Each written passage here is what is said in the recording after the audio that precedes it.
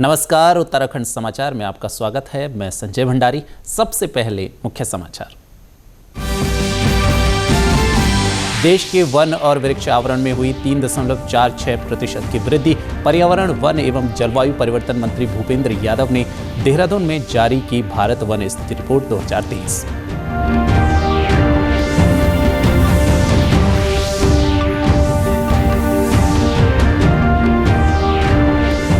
दिल्ली में ग्रैब 4 लागू होने के बाद नहीं होगी यात्रियों को परेशानी। मुख्यमंत्री पुष्कर सिंह धामी ने दिए सार्वजनिक परिवहन सेवाएं सुचारू रखने के निर्देश। यात्रा के लिए हर समय रहेगी बस उपलब्ध।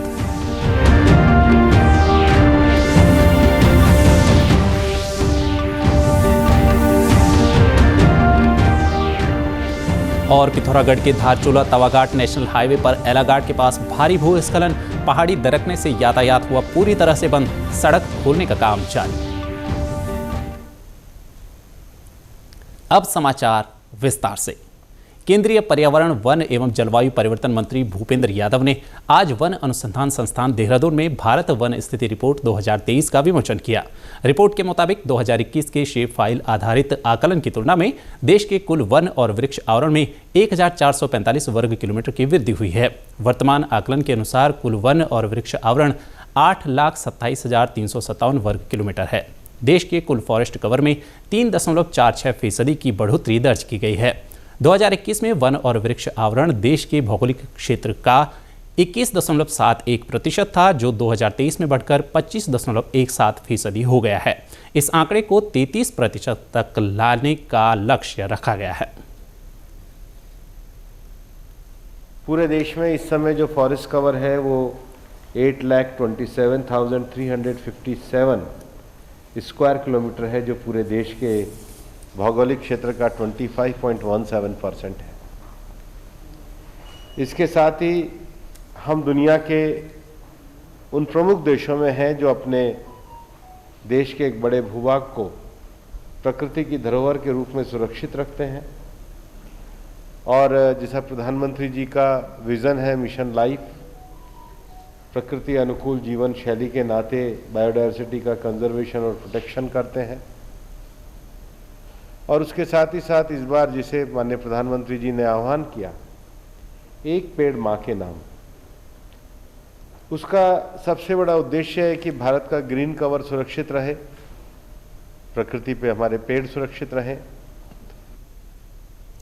रिपोर्ट के मुताबिक वन और वृक्ष आवरण में सर्वाधिक वृद्धि दर्शाने वाले राज्यों में छत्तीसगढ़, उत्तर प्रदेश, ओडिशा व राजस्थान शामिल हैं। इसके अलावा क्षेत्रफल की दृष्टि से सबसे अधिक वन एवं वृक्षावरण वाले शीर्ष 3 राज्य मध्य प्रदेश, अरुणाचल प्रदेश और महाराष्ट्र हैं।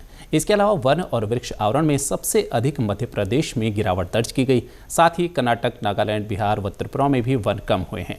वर्तमान आकलन में देश के वनों में कुल कार्बन स्टॉक 7,285 मिलियन टन अनुमानित किया गया है, जो पिछले आकलन की तुलना में 81.5 मिलियन टन अधिक है।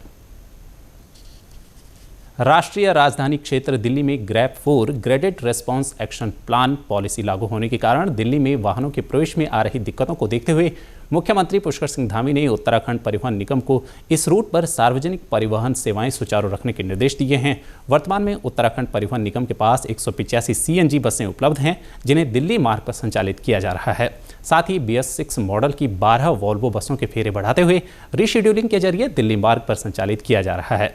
इसके अलावा निगम द्वारा हाल ही में खरीदी गई BS6 मॉडल की 130 डीजल बसों को भी प्रदेश के विभिन्न स्टेशनों से दिल्ली मार्ग पर संचालित किया जा रहा है।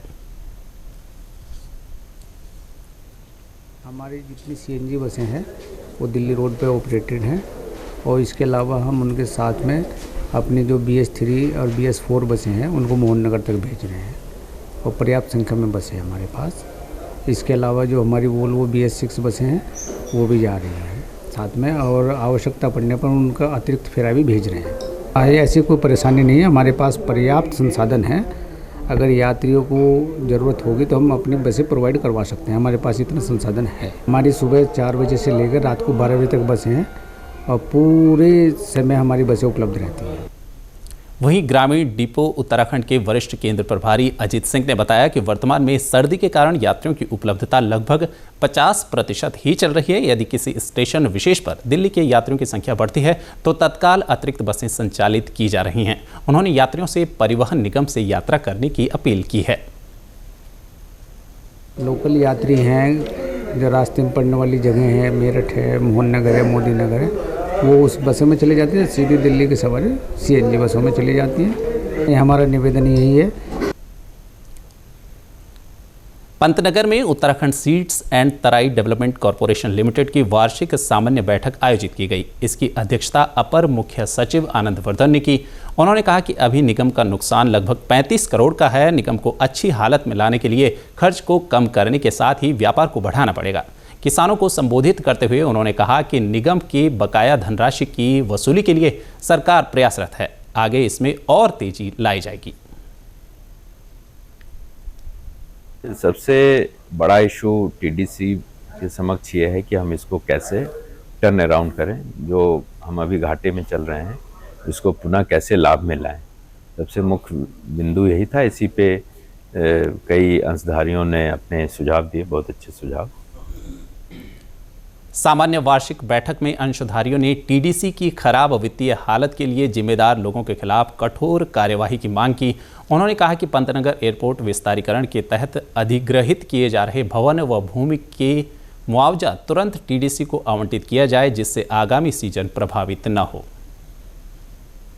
सबसे बड़ी समस्या है TDC अब किन कारणों से घाटे में गई, उसको देखने से तो विकास का काम होगा नहीं, TDC उभरेगी नहीं इससे। ये आज हमको सोचना होगा कि किस तरीके से अपने व्यवसाय को बढ़ावें, प्रोडक्शन को बढ़ावें, कि जिससे कि हम इस घाटे से उभर सकें और TDC की स्थिति फिर हम बहाल बढ़िया कर सकें।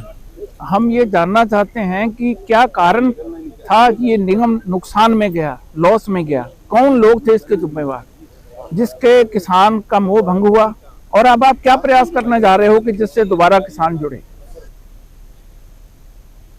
पिथौरागढ़ जिले के धारचूला तवाघाट नेशनल हाईवे पर एलागाड़ के पास भारी भूस्खलन हुआ है। वीडियो में देखा जा सकता है कि यहां पूरी पहाड़ी भरभरा कर सड़क पर आ गिरी। गनीमत यह रही कि जिस वक्त भूस्खलन हुआ उस दौरान कोई वाहन वहां से नहीं गुजर रहा था, नहीं तो बड़ा हादसा हो सकता था। पहाड़ी दरकने से नेशनल हाईवे को काफ़ी नुकसान हुआ है और सड़क पर यातायात पूरी तरह से बंद हो गया है, जिसके बाद सड़क के दोनों ओर वाहनों की लंबी कतारें लगी हैं। पिथौरागढ़ के जिलाधिकारी विनोद गिरी गोस्वामी ने बताया कि घटना में किसी भी तरह के जानमाल का नुकसान नहीं हुआ है। तहसील प्रशासन के साथ ही BRO की टीमें लगातार सड़क खोलने के काम में लगी हैं। जल्द ही सड़क पर यातायात सुचारू कर लिया जाएगा। पिथौरागढ़ के धारचूला क्षेत्र में तवाघाट के नज़दीक एक मेजर लैंडस्लाइड होने की खबर है। इसमें रोड जो है अभी ब्लॉक है। इस संबंध में जो मीडिया में खबरें वायरल हो रही हैं और वीडियोस वायरल हो रहे हैं, उसके संबंध में मैं बताना चाहूँगा कि कोई भी जान और माल के नुकसान की खबर नहीं है। रोड जरूर बंद है। मौके पर वर्तमान में SDM और BRO की एजेंसियां रोड वाइडनिंग इक्विपमेंट्स और JCB वगैरह के साथ में मौके पर हैं और रोड को शीघ्र ही खोल दिया जाएगा। उन्हें मैं ये बताना चाहूँगा कि उस क्षेत्र में रोड वाइडनिंग के कार्य चल रहे हैं। इस वजह से जो लैंडस्लाइड की घटना हुई है, लेकिन शीघ्र ही रोड को खोल दिया जाएगा। और रुख करते हैं अगली खबर का। मुख्यमंत्री पुष्कर सिंह धामी से आज मुख्यमंत्री आवास में जनप्रतिनिधियों और प्रदेश के विभिन्न क्षेत्रों से आए लोगों ने भेंट की। मुख्यमंत्री ने इस दौरान लोगों की समस्याएं सुनी और उनके त्वरित समाधान के लिए संबंधित अधिकारियों को निर्देश दिए। उन्होंने कहा कि जन समस्याओं का जल्द समाधान करना राज्य सरकार की प्राथमिकता है। मुख्यमंत्री ने प्रदेश के सभी जिलाधिकारियों को भी निर्देश दिए हैं कि वे जन समस्याओं की नियमित सुनवाई कर उनका समाधान करें। देश के सार्वजनिक प्रसारक प्रसार भारती ने OTT प्लेटफॉर्म के क्षेत्र में कदम रखते हुए हाल ही में वेब्स की शुरुआत की है। यह डिजिटल मीडिया और OTT दर्शकों को एक संपूर्ण इंफोटेनमेंट इकोसिस्टम देता है। अगर आपको भी चाहिए फ्री में शानदार कंटेंट तो आज ही डाउनलोड करें वेब्स ऐप। QR कोड के जरिए भी वेब्स ऐप डाउनलोड की जा सकती है।